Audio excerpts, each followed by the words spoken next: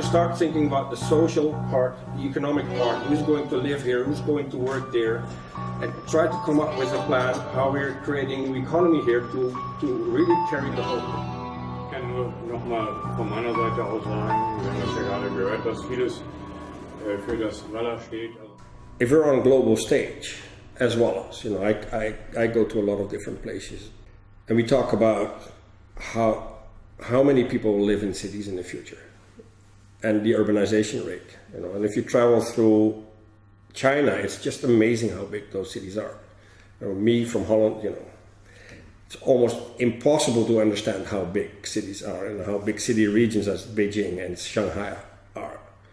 You know, the next thing is they want to sort of organize it in a different way and make bigger city regions, which means that we might talk about city regions with one governance of 100 million people. You know, that's amazing.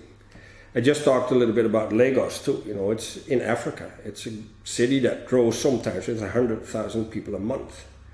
You know, Nigeria will be the third country in size in the world in 10, 15 years. So everybody moves to cities. You know, and if it goes that fast, how can you plan for a sustainable city? It's really hard. But even if you have old cities with old buildings, you know, how can we think about making them more sustainable? What does that mean? For me, it starts with ethical choices. You know, I don't know what that means exactly. I know, you know, you need to have better energy systems, better transport systems. Everybody should be able to live in a city. You know, a city needs to have children. You know, children need dogs. Dogs need grass. You have to be able to walk to places, not just drive in your car. You have to have access to food. Also, if there's a disaster, you know, if something happens, you know, where does your food come from? You know, that's also about sustainability. Sustainability also means that you can provide for yourself as much as you can. So think about local businesses and not just the big global businesses. So we believe in a lot of local hubs. And I don't know exactly how that will pan out in the future, but that's very important. The urbanization rate is going so fast that we know that, you know, in 10, 15 years, 85% of all people in the world live in an urban area. 92% of our economy might be around cities. All the consumption, all the energy use is driven by cities.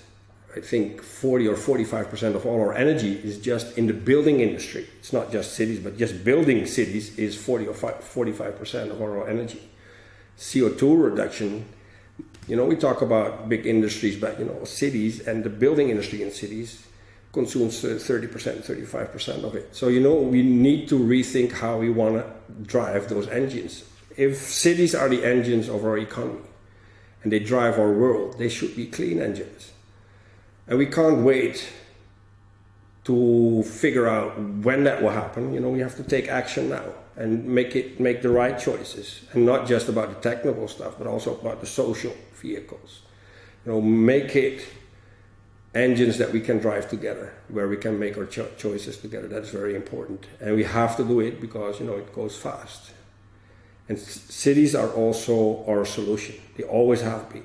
You know, when people first started to live in cities, you know, we brought all our diseases together, and they were the big plagues in Europe.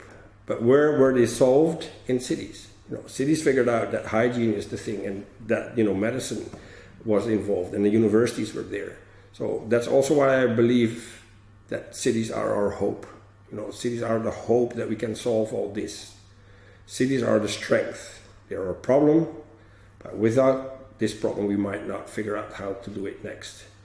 And a lot of people are figuring it out. Our only challenge is that maybe the urgency is a bit faster and a bit higher than we thought in the past. So our future depends on cities, and, you know, to do it well, I believe that Earth Charter cities could be a future, even if we're not calling them Earth Charter. But, you know, you think about a couple of things. You know, how does a city live inside the community of life? You know, the urban bricks in nature, very important. But how do people live there? How do these decide to design and to live in their own environment? That's very important. Make sure that everybody participates, because, you know, that's a waste. Sustainability cannot be sustainable if not everybody pulls their weight and gets a chance. You know, growing new talent is very important in cities. You know, every city, every community has their own talent. Make sure that we use it in that city. You know, the children are our future, and they can really make it happen. I really think that those are the principles that can really guide us towards what I call radical hope. Radical hope is what we need to really push forward, and cities are the solution. And I think if we put cities within that field of ethical development and ethical operations, we can get it done. And for me, the answer is the Earth Charter.